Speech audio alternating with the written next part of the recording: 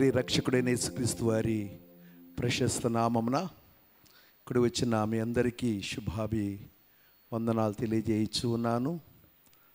దేవుని యొక్క పరిశుద్ధ సన్నిధిలో ఈ సభల నిమిత్తమై ప్రార్థించి దైవజనులు పాస్నోయల్ సెమలయ్య గారు ఇచ్చిన ఆహ్వానాన్ని బట్టి తెలంగాణ స్టేట్ నుండి ఈ సభల్లో పాల్పొందటానికి దేవుడు మాకు అనుగ్రహించినటువంటి కృపకై దేవుణ్ణి స్తుతిస్తూ ఉన్నాము. దేవుని నామమునకు మహిమ కలుగునుగాక. మరి గొప్ప నాయకులు దైవజనులు పాస్నోయల్ సెమలయ్య గారు మనందరికీ గొప్ప స్ఫూర్తి ప్రదాతగా మనందరినీ ఎంతగానో పరిచర్యలో ప్రోత్సాహపరుస్తూ వారి యొక్క అమూల్యమైనటువంటి సలహాల ద్వారా అడ్మినిస్ట్రేషన్ ద్వారా దేవుని యొక్క పరిచర్య ఘనంగా జరుగుతున్నందుకై నేను దేవుని స్తుతిస్తూ ఉన్నాను. దేవుని నామమునకు మహిమ కలుగునుగాక. హల్లెలూయా. దేవుని యొక్క చిత్తంలో తెలంగాణ రాష్ట్రంలో పరిచర్య దేవుడు ఎంతో ఘనముగా జరిగిస్తూ ఉన్నాడు. దేవుని స్తోత్రాలు. ఈ గత సంవత్సరంలో సొంత ఐపీసీ గ్రౌండ్స్లో సభలు జరిగించడానికి దేవుడు తన కృప చూపారు. అలాగే ఈ సంవత్సరం కూడా నెక్స్ట్ వీక్లో 11వ తేదీ నుండి 14వ తేదీ వరకు తెలంగాణ రాష్ట్ర 10వ కన్వెన్షన్ సొంత స్థలం ఆలేరులో జరగబోచు ఉన్నది. దేవుని మహాకృపను బట్టి బైబిల్ ఇన్స్టిట్యూట్ సియోన్ బైబిల్ ఇన్స్టిట్యూట్ అద్భుతంగా నడిపించబడుచు ఉన్నది. ఈ సంవత్సరంలో మరి సొంత బిల్డింగ్స్ను కూడా దేవుడు అనుగ్రహించి ఆ విధంగా ఆ పరిచర్యను కూడా దేవుడు తన మహిమార్థమై గత 7 నెలల నుండి బైబిల్ ఇన్స్టిట్యూట్ నడిపించబడటానికి దేవుడు కృపనిచ్చాడు. 24 మంది ఫిబ్రవరి 13వ తారీఖున గ్రాడ్యుయేషన్ తీసుకోబోచు ఉన్నారు. దేవుని నామమునకు స్తోత్రాలు. మా కొరకు తెలంగాణ రాష్ట్ర పరిచర్య కొరకు మీరందరూ కూడా ప్రార్థన చేయాలని ప్రభునామమున మీ అందరికీ కూడా సవినయంగా మనవి చేయించు ఉన్నాను. మన వాక్య ధ్యానం నిమిత్తమై నిర్గమాకాండము 30వ అధ్యాయము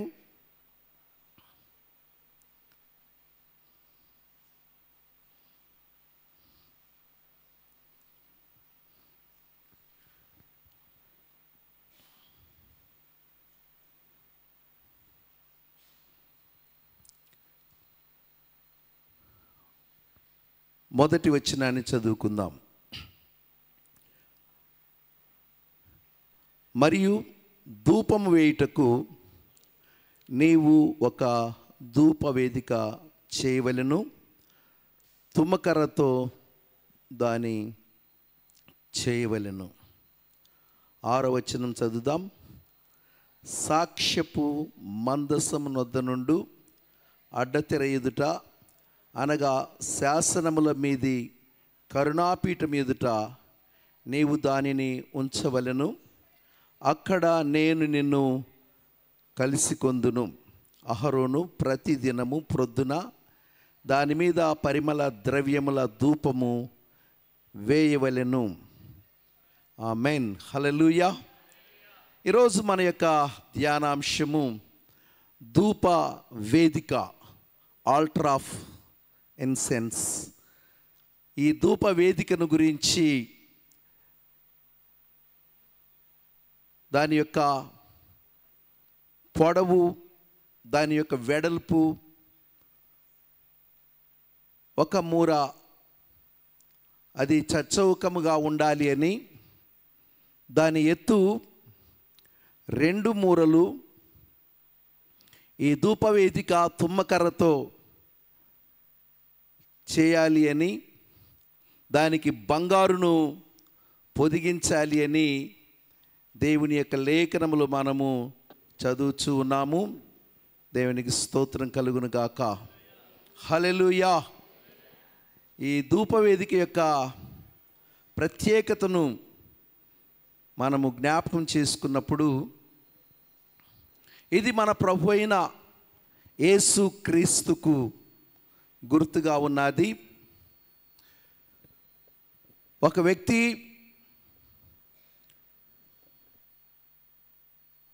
అతి పరిశుద్ధ స్థలంలో ప్రవేశించాలి అంటే ప్రత్యక్షపు గుడారంలో మనకు తెలుసు, ఆవరణలకు రాగానే అక్కడ బలిపీఠము, తరువాత గంగాళం ఉన్నది.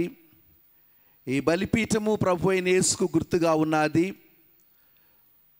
బలిపీఠము దగ్గరికి వచ్చినప్పుడు మనకు పాప విమోచన దొరుకుతూ ఉన్నది. గంగాళం దగ్గరికి వచ్చినప్పుడు మనము కడుగుకొనుట లేదా శుద్ధీకరణకు గుర్తుగా ఉన్నది. అలాగున మనము గుడారంలోనికి ప్రవేశించినప్పుడు పరిశుద్ధ స్థలము, అతి పరిశుద్ధ స్థలం. ఈ యొక్క పరిశుద్ధ స్థలంలో ఒకవైపున సముఖపు రొట్టెల బల్ల, మరొక వైపున దీపవృక్షము. అతి పరిశుద్ధ స్థలంనకు పరిశుద్ధ స్థలంనకు మధ్య ఉన్నటువంటి అడ్డతెరకు సమీపంలో ఈ యొక్క దీపవృక్షము ఉన్నది. ఈ సముఖపు రొట్టెల బల్ల మనము దేవునితో చేసే సహవాసాన్ని గురించి, దీపవృక్షము మన యొక్క సాక్ష్య జీవితానికి సాదృశ్యముగా ఉన్నది. అలాగే ఇప్పుడు మనము చదివినటువంటి ధూపవేదిక మన ప్రార్థనా జీవితానికి సాదృశ్యముగా ఉన్నది. దేవుని యొక్క సన్నిధిలో మనందరికీ తెలుసు, 141వ కీర్తన మొదటి వచనములో కీర్తనాకారుడు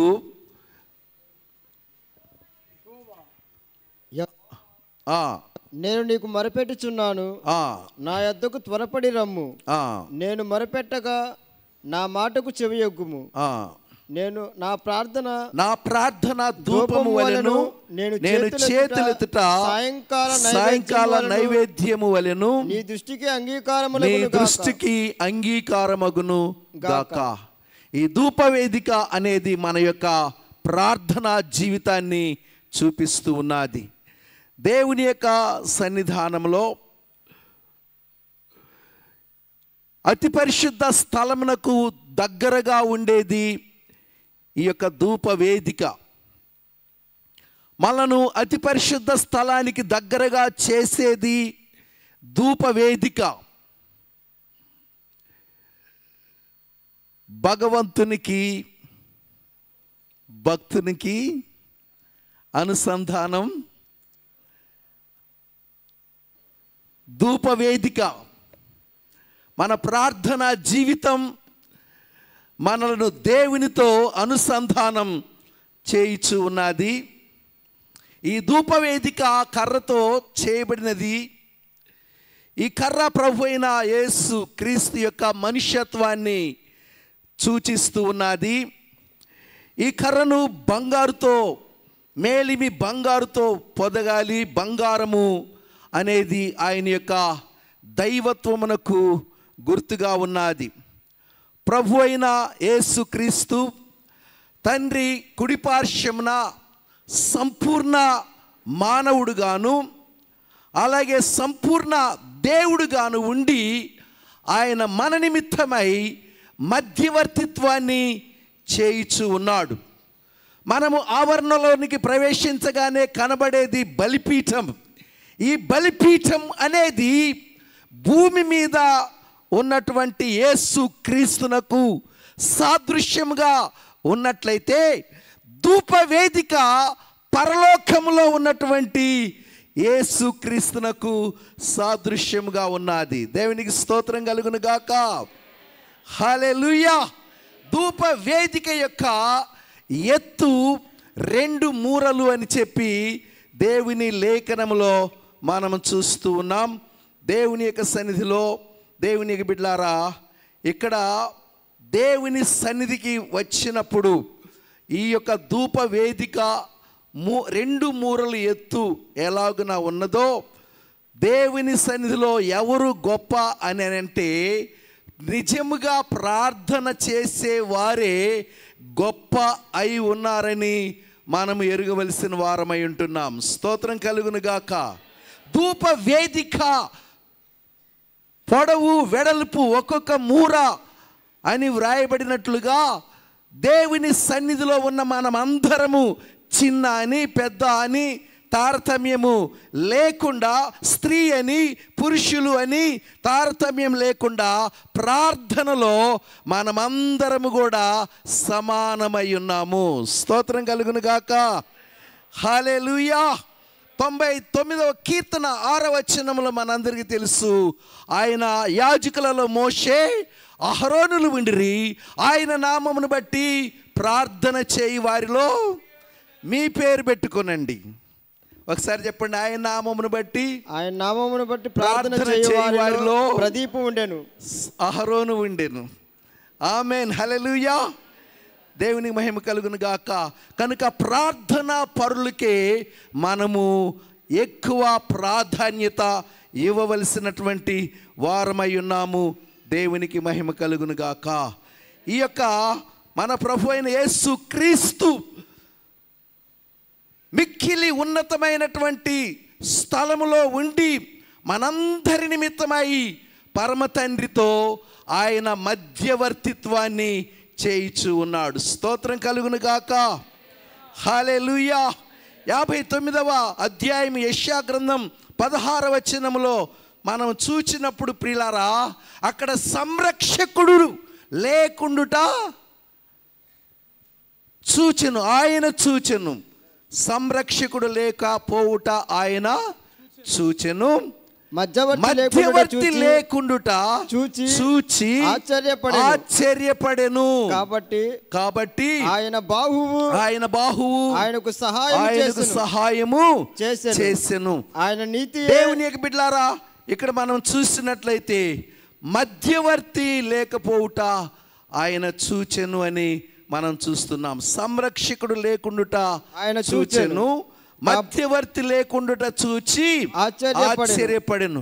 దేవుని సన్నిధిలో మనమందరము ఈ మధ్యవర్తి అయిన ప్రభు అయిన యేసు క్రీస్తు అయితే తన ప్రాణాన్ని మనకు విమోచన క్రేదనముగా ఇవ్వటానికి ఆయన తనను తాను అప్పగించుకున్నాడు. దేవునికి మహిమ కలుగును గాక. హల్లెలూయా. ఈ ధూపవేదిక మన ప్రార్థనా జీవితాన్ని సూచిస్తున్నట్లయితే ఎస్తేర్ అంటది కదా, నేను నా ప్రజల నిమిత్తము నశిస్తాను, నా ప్రజలు మాత్రం నశించిపోవటము నాకు ఇష్టం లేదు అని ఎస్తేరు దీక్ష పూనుతాది. స్తోత్రం కలుగును గాక. హల్లెలూయా. అలాగనే దేవుని యొక్క బిడ్డలారా, అబ్రహాము కూడా దేవుని స్తోత్రాలు మధ్యవర్తిత్వాన్ని వహించి ప్రార్థించినట్లుగా, మొర్దెకై కూడా మధ్యవర్తిత్వాన్ని వహించి తన ప్రజల నిమిత్తమై గోనె కట్టుకొని ప్రార్థించినట్లుగా మనం చూస్తాము. అలాగనే దేవుని యొక్క సన్నిధిలో అహరోను కూడా చచ్చిన వారికి బ్రతికిన వారికి మధ్య నిలబడి ధూపము వేసినాడు. ధూపార్తిని చేత పట్టుకొని ధూపము వేసినట్లుగా దేవుని యొక్క లేఖనములో మనం సంఖ్యాకాండం 16వ అధ్యాయము 47-48 వచనాల్లో చదువుచూ ఉన్నాం. దేవుని నామమున స్తోత్రం కలుగును గాక. కనుక దేవుని సన్నిధానంలో మనము కూడా మధ్యవర్తిత్వాన్ని వహించే వారముగా ఉందుముగాక. నశించిపోతున్న మన ప్రజల యొక్క రక్షణ కొరకై భారముతో ప్రార్థించేటటువంటి వారముగా ఉండాలి అనేది ఈ యొక్క ధూప వేదిక మనకు తెలియజేయచ్చు ఉన్నది. దేవుని నామమున స్తోత్రం కలుగును గాక.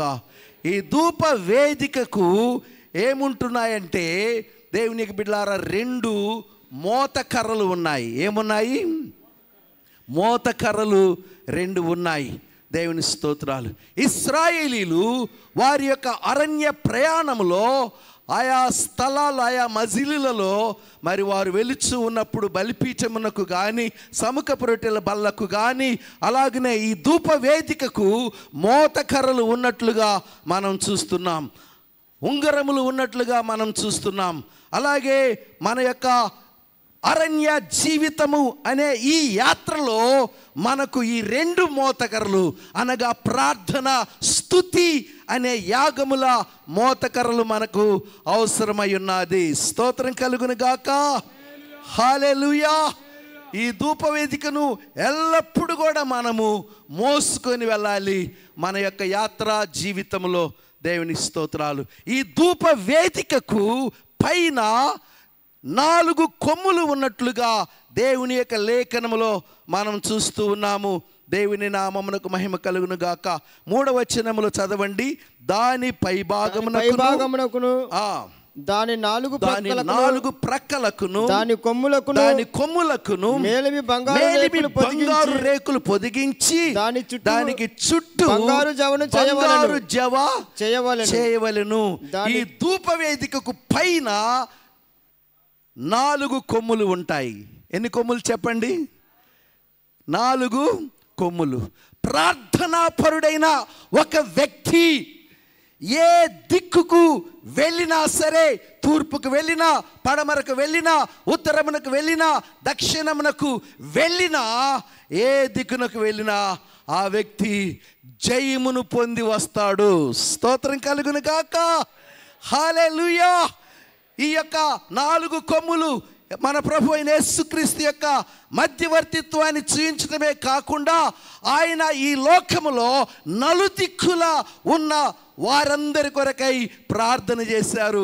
అలాగనే మనము కూడా చేయవలసిన వారమై ఉన్నాం. Praise the Lord. హల్లెలూయా. ఈ 4 కొమ్ములు, 1 విజయానికి గుర్తుగా ఉంది, 2 శక్తికి గుర్తుగా ఉన్నది, 3 బలానికి గుర్తుగా ఉన్నది, 4 భద్రతకు గుర్తుగా ఉన్నది. ప్రార్థనా పరులకు దేవుడు ఈ యొక్క కృపలను గ్రహిస్తాడు. స్తోత్రం. హల్లెలూయా. ప్రార్థనకు వచ్చినప్పుడు ఈ ధూప వేదిక మీద ఎప్పుడు కూడా మరి అగ్ని మండుతూ ఉండాలి. ఏం మండుతూ ఉండాలి? చెప్పండి. అగ్ని మండుతూ ఉండాలి. ఈ అగ్ని ఎక్కడి నుండి తీసుకొని రావాలి అని అంటే, ఎక్కడి నుండి తీసుకొని రావాలి? ఏం రావటం లేదు రిప్లై. ఎక్కడి నుంచి రావాలి? అగ్ని ఎక్కడి నుంచి రావాలి? అగ్ని బలిపీఠం దగ్గర నుంచి తీసుకొని ధూపార్తుల్లో తీసుకొని రావాలి. స్తోత్రం కలుగును గాక. హల్లెలూయా. హల్లెలూయా. ప్రభునందు గనులు, కీర్తి శేషులు, దైవజనులు పాస్టర్ డి. జాన్ సుందరయ్య గారి గురించి చెప్పాలంటే వారు మోకరించినప్పుడల్లా దేవుని స్తోత్రాలు కలుగును గాక. బలిపీఠము నుండి ఈ అగ్నిని ధూపవేదిక దగ్గర తీసుకుని వస్తారు.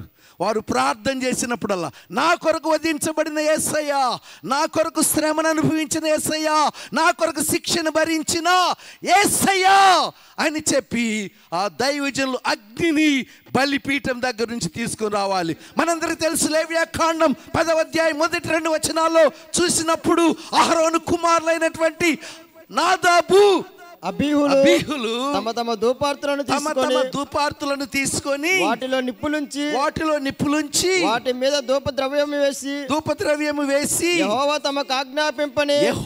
తమకు ఆజ్ఞాపింపని వేరొక అగ్నిని ఆయన సన్నిధికి తేగా యెహోవా సన్నిధి నుండి అగ్ని బయలుదేరి వారిని కాల్చివేసాను. వేరొక అగ్ని కాదు, దేవాగ్ని రావాలి. స్తోత్రం కలుగును గాక. ఆమేన్. హల్లెలూయా. మనం ప్రార్థనకు మోకరించినప్పుడు దేవునికి బిడ్డలారా, ఈ ధూపవేదిక మీదికి అగ్ని బలిపీఠం దగ్గర నుంచి దేవుని స్తోత్రాలు కలుగును గాక అది రావాలి. వచ్చి ఆ పరిమళ ధూప ద్రవ్యములన్నిటిని కూడా అది మరి కాల్చివేయాలి అని మనం చూస్తూ ఉన్నాం. దేవునికి స్తోత్రం కలుగును గాక. మనము కూడా దేవుని సన్నిధిలో ప్రార్థించినప్పుడు దేవుని యొక్క వాక్యం యూదా పత్రిక 20వ వచనంలో ఉన్నది, పరిశుద్ధాత్మలో అగ్నితో మనము ప్రార్థన చేయవలసిన వారమై ఉన్నాం. మహిమ కలుగును గాక. ఎలా ప్రార్థన చేయాలి? పరిశుద్ధాత్మలో ప్రార్థన చేయాలి. ఏదో చిలక పలుకులు పలికినట్లుగా కాదు, లేదా మన సొంత ఉద్దేశాలు కాదు, కానీ దేవుని యొక్క సన్నిధిలో ధూపవేదిక దగ్గర మన హృదయాలను కృమ్మరించి దేవుని స్తోత్రం ఎల్లప్పుడూ కూడా దేవునికి బిడ్డలారా, మన ప్రార్థనలు కలువరి యందు అర్పింపబడిన ఆ బలిపీఠం నుండి రావాలి. దేవుని నామమునకు స్తోత్రం కలుగును గాక. దేవుని సన్నిధిలో మన ప్రార్థనలు ఎలా ఉన్నాయి? ఇంపైన ధూపవేదికగా ఏకాంత ప్రార్థన నీకుందా?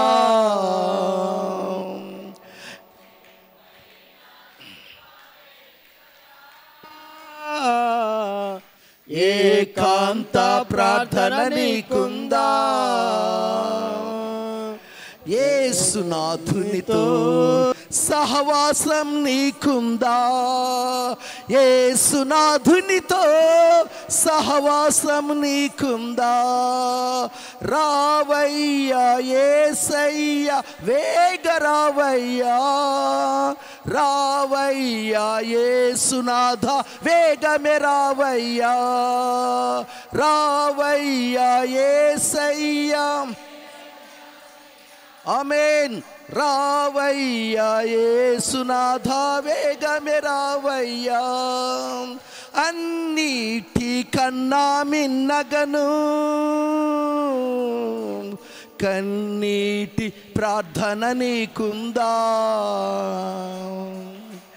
అన్నిటి కన్నా మిన్నగను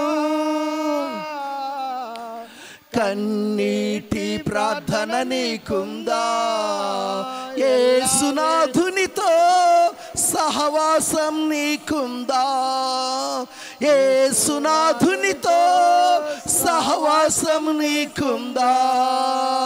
రావయ్యా యేసయ్యా, రావయ్యా యేసునాథ, వేగమే రావయ్యా, రావయ్యా యేసయ్యా, రావయ్యా యేసునాథ, వేగమే రావయ్యా. ధూపము ఎవరు వేయాలి అని అంటే యాజకుడు వేయాలి. ఎవరు వేయాలి చెప్పండి? యాజకుడు వేయాలి. దేవుడు మనందరినీ కూడా క్రొత్త నిబంధన యాజకులనుగా చేశాడు. స్తోత్రం కలుగును గాక. హల్లెలూయా. ఉజ్జియా ఏం చేశాడంటే యాజకుల్ని ప్రక్కన పెట్టి తాను ధూపము వేయటానికి వెళ్ళినాడు. ఇది నీ పని కాదు అని యాజకులు చెప్పినప్పటికీ ఉజ్జియా మీద, ఆ యొక్క ఉజ్జియా యాజకుల మీద మరి కోపం చేసినట్లుగా మనం చూస్తూ ఉంటున్నాం. దేవునికి బిడ్డలారా, దేవుని స్తోత్రాలు. కనుక రక్షింపబడిన వారే ధూపము వేయాలి. హల్లెలూయా, హల్లెలూయా. ఆయన రక్తం ద్వారా విమోచించబడిన మనం ఈ కృపా కాలములో దేవుని సన్నిధిలో అలాగన ధూపము వేయవలసినటువంటి వారమై ఉన్నాము. దేవుని నామమునకు స్తోత్రం కలుగును గాక. దేవునికి స్తోత్రం. యేసయ్య పరలోకములో ఉండి మనందరి కొరకు ఏం చేస్తున్నాడు? తండ్రి కుడి పార్శ్వమున, గట్టిగా చెప్పండి, విజ్ఞాపన చేయుచున్నాడు. హల్లెలూయా, హల్లెలూయా. క్రొత్త నిబంధన యాజకులముగా మనము భూలోకములో ఉండి ఇతరుల కొరకు ఏం చేయాలి? ఏం చేయాలా? విజ్ఞాపన చేయాలి. దేవుని నామమును స్తోత్రాలు కలుగును గాక. దేవునికి బిడ్డలారా, లూకా సువార్త 1వ అధ్యాయము 9-10 వచనాల్లో చూసినప్పుడు అక్కడ యాజకుడైనటువంటి జకరియా యాజక మర్యాద చొప్పున ప్రభు ఆలయంలోనికి వెళ్ళి ధూపము వేయుటకు అతనికి వంతు వచ్చెను. ధూప సమయమందు ప్రజల సమూహమంతయు వెలుపల ప్రార్థన చేయుచుండగా ప్రభు దూత ధూపవేదికన కుడివైపు నిలిచి అతనికి కనబడగా జకరియా చూచి తొందరపడి భయపడిన వాడాయను. అప్పుడు ఆ దూత అతనితో, జకరియా భయపడకుము, ప్రార్థన వినబడినది. స్తోత్రం కలుగును గాక. జకరియా మందిరంలోనికి వెళ్ళి ఏం చేస్తున్నాడు? ఆలయంలో చెప్పండి, ఏం చేస్తున్నాడు? ఆలయంలో కొనుకు తీస్తున్నాడా? ఏం చేస్తున్నాడు? ప్రార్థన, ధూపం వేయిచు ఉన్నాడు. దేవునికి మహిమ కలుగును గాక. హల్లెలూయా. ఆవరణలో ఉన్న వారందరూ ఏం చేస్తున్నారు? ప్రార్థన చేయుచున్నారు. యేసయ్య వెళ్ళి గెత్సెమనేలో ఏం చేస్తున్నాడు? ప్రార్థన చేస్తున్నాడు. యేసయ్య శిష్యులు ఏం చేస్తున్నారు? నిద్రపోతున్నారు. నిద్రపోయే వాళ్ళంతా స్తోత్రం చెల్లిద్దాం. దేవుని యొక్క సన్నిధిలో ఈ యొక్క జకరియా వచ్చే వరకు కూడా ప్రజలందరూ ఆవరణలో ఉండి ప్రార్థన చేయించు ఉన్నారు. దేవుని నామమునకు మహిమ కలుగును గాక. యేసయ్య పరలోకములో ఉండి దేవుని స్తోత్రాలు మన కొరకు విజ్ఞాపన చేస్తున్నాడు.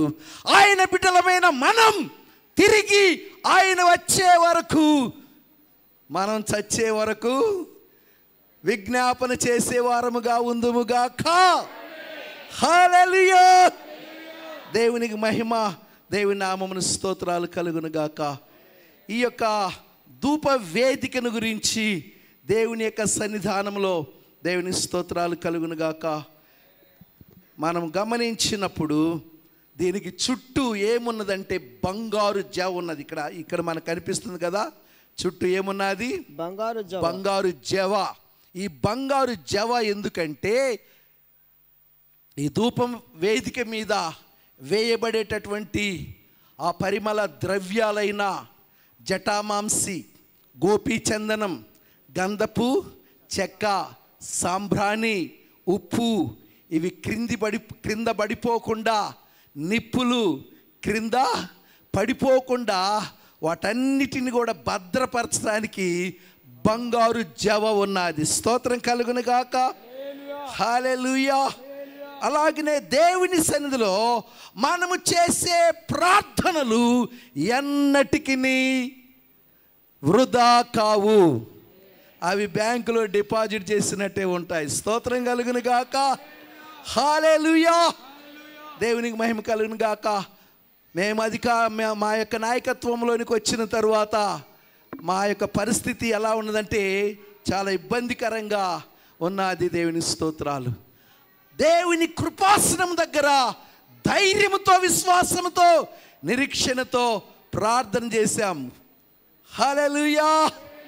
దాదాపు 270 మంది తెలంగాణ రాష్ట్రంలో ఉన్నటువంటి సేవకులందరికీ తగినటువంటి దేవుని స్తోత్రాలు కలుగును గాక ప్రోత్సాహకరమైన సహాయాన్ని ఇవ్వటానికి దేవుడు ప్రార్థనలు ఆలకించి అద్భుత రీతిగా తన ద్వారాలు తెరిచినందుకు ఎంతగానో ప్రభుని స్తుతిస్తూ ఉన్నాను.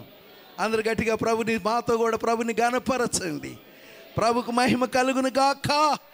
హల్లెలూయా. ఆయన ఎంతైనా నమ్మదగిన దేవుడని, ఆయన అద్భుత కార్యాలన్నిటిని బట్టి ఎంతగానో ప్రభుని స్తుతిస్తూ ఉన్నాను.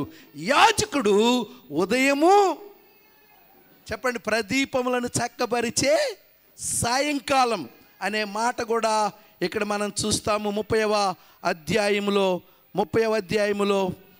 మరియు సాయంకాలమందు అహరోను ప్రదీపములను వెలిగించినప్పుడు దాని మీద ధూపము వేయవలెను. ప్రతిదినము ప్రొద్దున వేయాలి. చెప్పండి, సాయంకాలము వేయాలి. మన ఐపీసీ వ్యవస్థాపకులు, దైవజనులు, అపోస్తులు పిఎం శామ్యూయల్ నాయన్ గారిని గురించి మనము విన్న విషయాలు ఏంటంటే, వారి యొక్క విశ్వాస గృహములో ఉదయము, మధ్యాహ్నము, సాయంత్రం ప్రతిరోజు కూడా మరి ప్రార్థనలు, కుటుంబ ప్రార్థనలు ఉండేవి అని మనం విని ఉన్నాం. స్తోత్రం కలుగును గాక. అది మన అనుభవము అయి ఉండును గాక. ఆమేన్. హల్లెలూయా. దేవునికి మహిమ కలుగును గాక.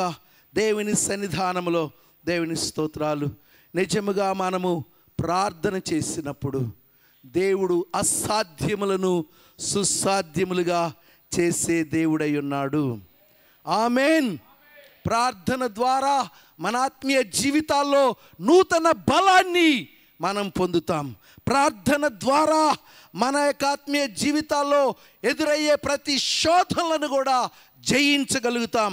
ప్రార్థనల ద్వారా ప్రభు రాకడలో లూకాసు సువార్తలో వ్రాయబడినటువంటి మాట మనందరికీ తెలుసు కదా.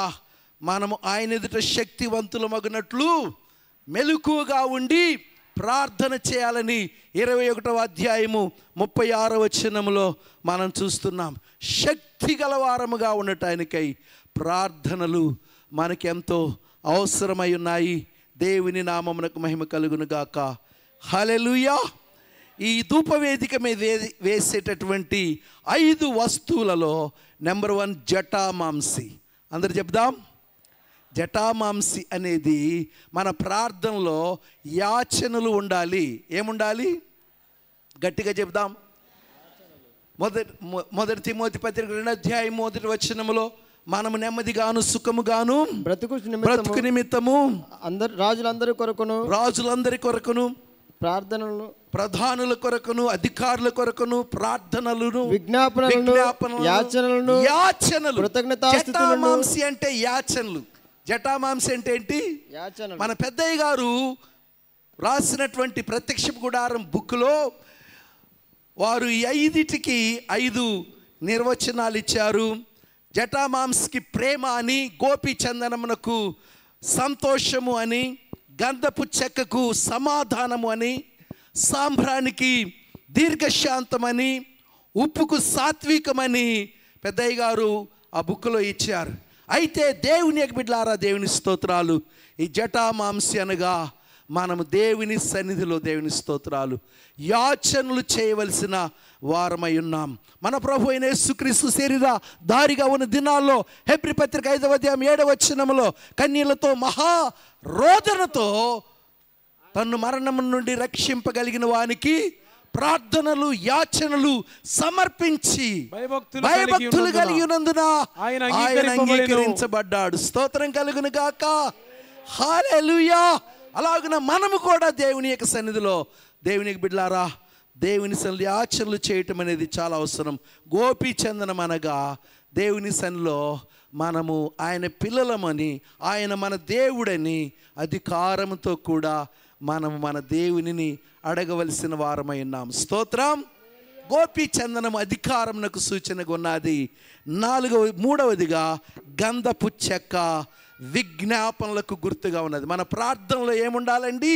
యాచనలు ఉండాలి, అధికారం ఉండాలి, విజ్ఞాపనలు కూడా ఉండాలి. దేవుని స్తోత్రాలు. యాకోబు పత్రిక 5వ అధ్యాయం 16వ వచనములో ఏలియా మన వంటి స్వభావం గల మనుష్యుడే, నీతిమంతుని విజ్ఞాపన మన పూర్వకమైనదై బహుబలము గలదై ఉండును. ఆమేన్. హల్లెలూయా. నిజముగా ఎవరైతే విజ్ఞాపనలు చేస్తారో వారు బహుప్రియులుగా ఉంటారు. దేవుని సన్నిధిలో మనము అలాంటి గొప్ప విజ్ఞాపన కర్తలముగా ఉందుముగాక.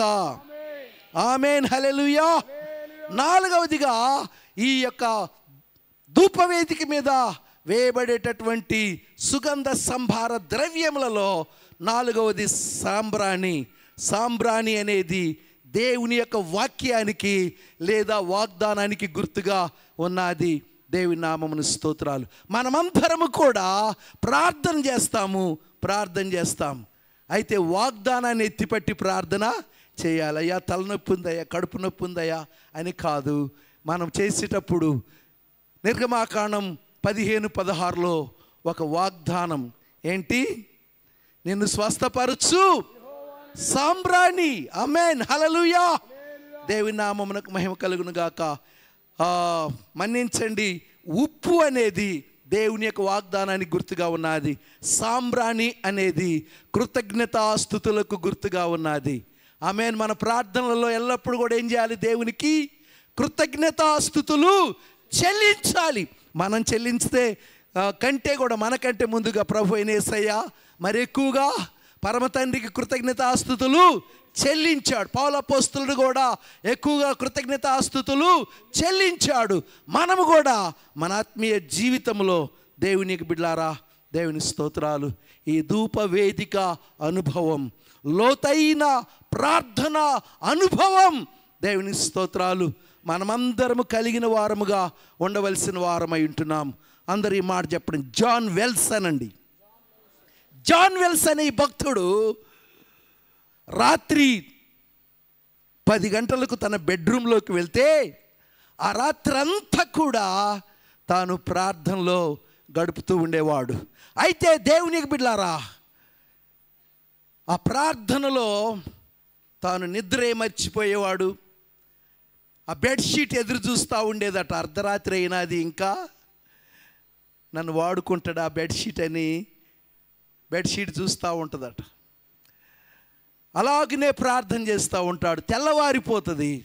ఆయన భార్య వచ్చి ఆ మంచం దగ్గర పొర్లాడి ఏడ్చి రోదన చేస్తున్నటువంటి ఆయనకు కాఫీ తీసుకొని వస్తూ, ఏంటండి ఏమైనాదంటే, ఏమైంది ఏంటమ్మా, 3000 మందిని గురించిన భారము నా మీద ఉన్నది.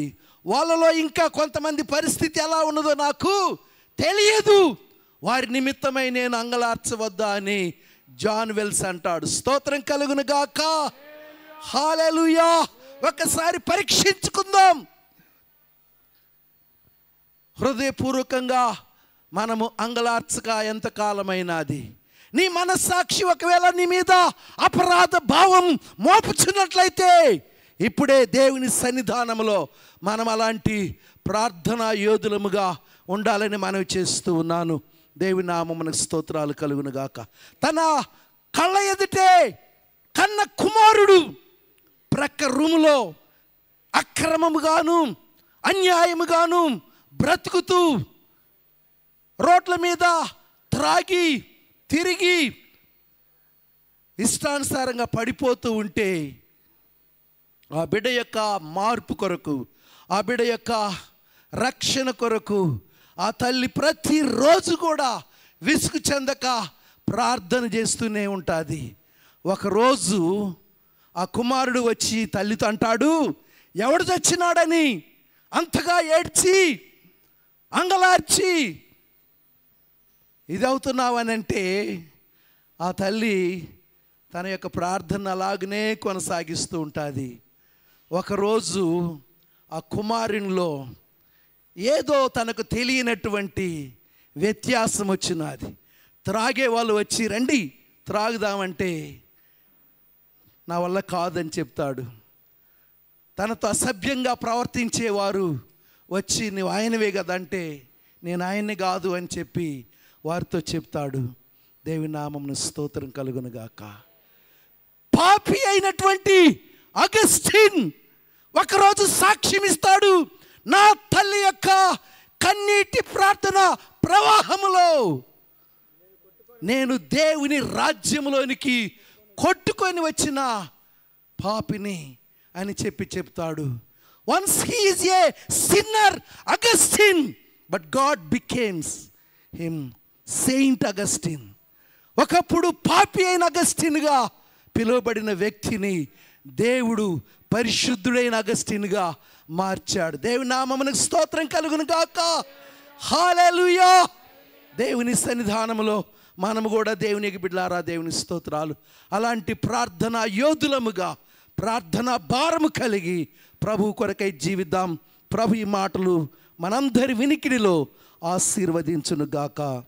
నాకు ఈ అమూల్యమైన సమయం ఇచ్చిన మన దైవజనులు పాస్టర్ నోయల్ సెమెలయ్య గారికి ప్రభు నామమున వందనాలు తెలియజేస్తూ ఉన్నాను.